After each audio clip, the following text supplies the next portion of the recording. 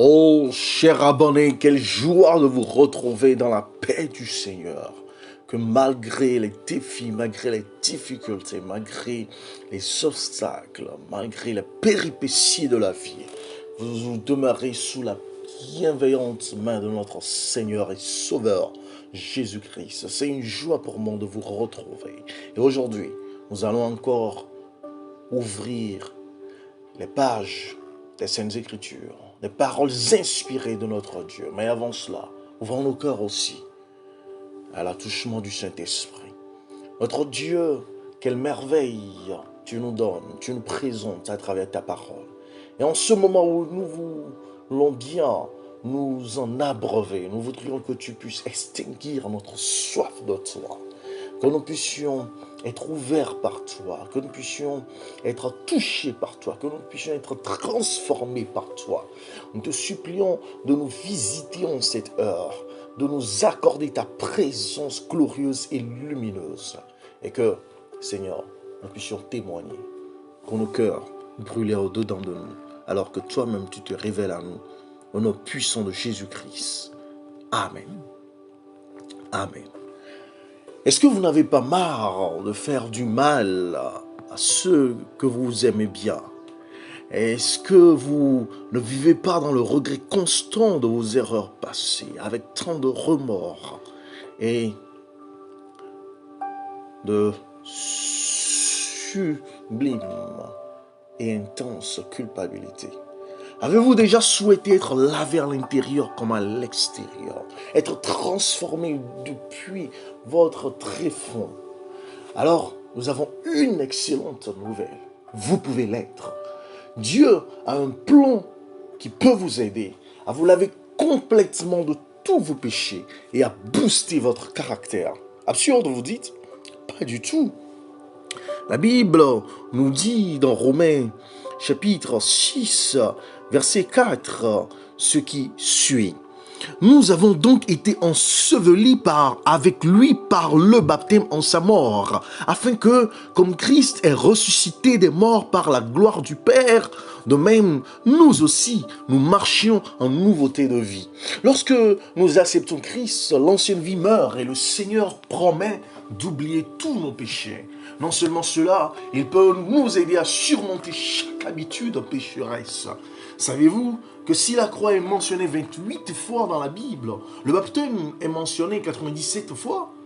Cela doit être assez important et pas étonnant.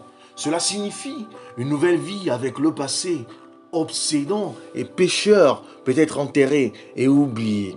Lisons ces faits surprenants de la parole de Dieu. Dans Marc chapitre 16, verset 16, nous avons une révélation époustouflante de notre Seigneur Jésus-Christ qui nous dit lui-même: celui qui croira et qui sera baptisé sera sauvé, mais celui qui ne croira pas sera condamné. Alors, si vous me demandez si le baptême est vraiment indispensable, je vous réponds oui. Comment pourrait-il être plus clair? Eh bien, dans Psaume chapitre 103, verset 14, le psalmiste aussi avance cette révélation. Car il sait de quoi nous sommes formés. Il se souvient que nous sommes poussière. Le voleur sur la croix, par exemple, n'a pas été baptisé. Et peut-être que vous vous demandez, mais est-ce que le Seigneur ne voit pas notre condition de faiblesse, notre condition d'égarement? Mais le voleur sur la croix n'a pas non plus restitué ce qu'il avait volé, comme le Seigneur l'ordonne à son peuple, dans Ézéchiel chapitre 33, verset 15, où le prophète nous dit ceci: s'il rend le gage, s'il restitue ce qu'il a ravi, s'il suit les préceptes qui donnent la vie, sans commettre l'iniquité, il vivra, il ne mourra pas. Dieu nous tient responsables de ce que nous pouvons faire, mais il reconnaît également les limites de la poussière que nous sommes.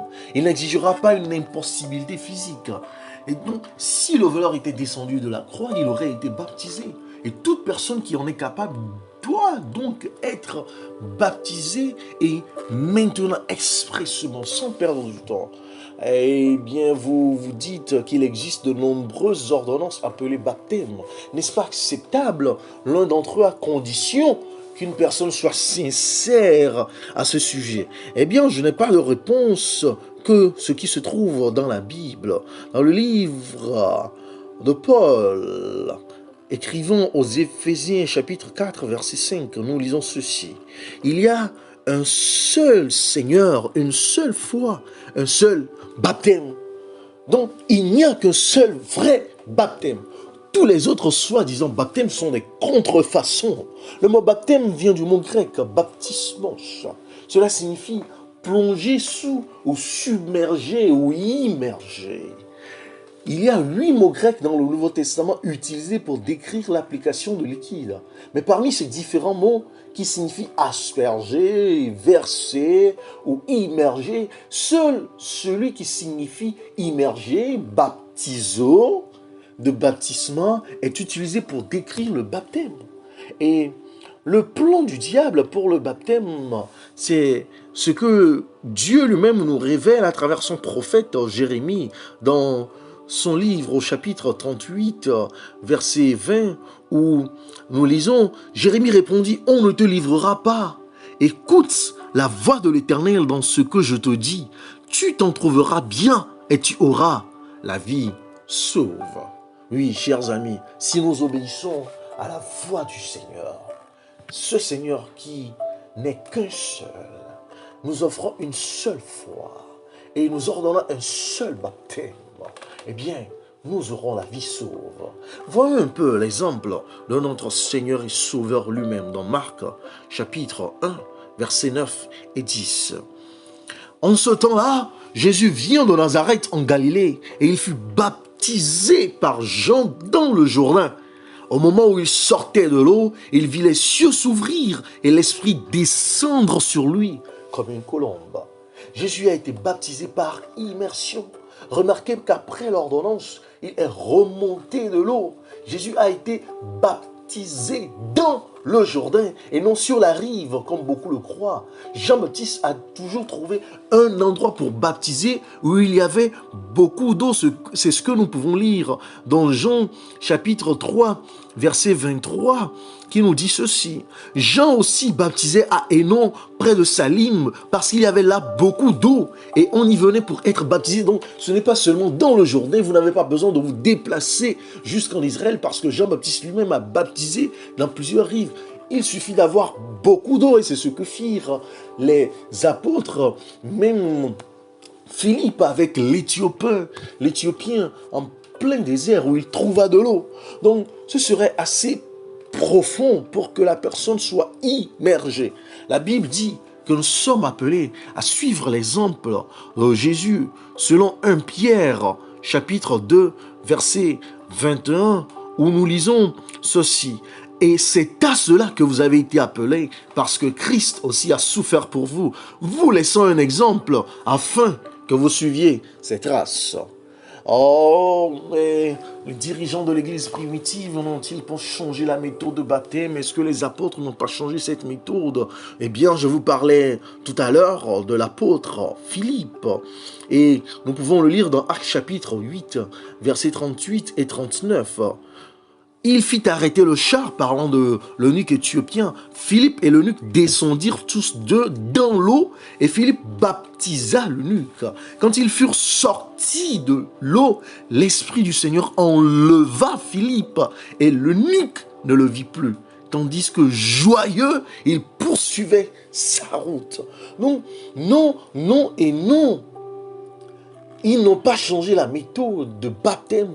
Veuillez noter que Philippe, un dirigeant de l'église chrétienne primitive, aux premières heures de l'église après le départ de Jésus-Christ, a baptisé l'eunuque éthiopien par immersion, exactement comme Jean-Baptiste a baptisé Jésus.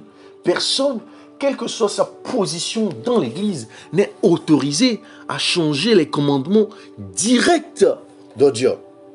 Alors, depuis que Jésus et les disciples ont baptisé par immersion, qui a introduit les soi-disant baptêmes qui existent aujourd'hui? Eh bien, Matthieu chapitre 15, verset 9, nous donne un élément de réponse. Lisons plutôt. C'est en vain qu'il m'honore en enseignant des préceptes qui sont des commandements d'hommes. Des personnes égarées ont introduit d'autres formes de baptême en contradiction directe avec la parole de Dieu. Jésus a dit, pourquoi transgressez-vous aussi le commandement de Dieu à cause de votre tradition? Ainsi, tu as annulé le commandement de Dieu par ta tradition. Nous lisons dans Matthieu chapitre 15, versets 3 et 6, ce qui se suit. Il leur répondit, et vous, pourquoi transgressez-vous le commandement de Dieu au profit de votre tradition? Au verset 6, n'est pas tenu d'honorer son père ou sa mère. Vous annulez ainsi la parole du Dieu au profit de votre tradition. Le culte qui suit l'enseignement humain est vain, cher ami. Quelle que soit sa beauté, sa splendeur, sa grandeur, sa majesté, pensez-y.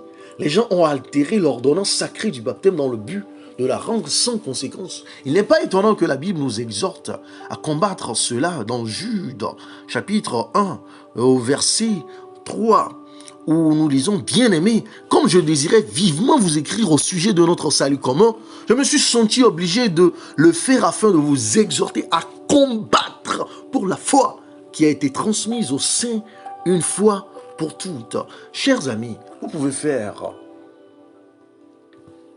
le bon choix aujourd'hui. Vous pouvez prendre la bonne décision à suivre Jésus lui-même dans son exemple pour vous purifier, pour vous libérer de toute culpabilité, de toute souillure, pour renoncer à votre passé, pour renoncer à vos souffrances, à vos calamités, à vos périls engendrés par vos choix de péché. Et le Seigneur est prêt à vous accorder sa grâce.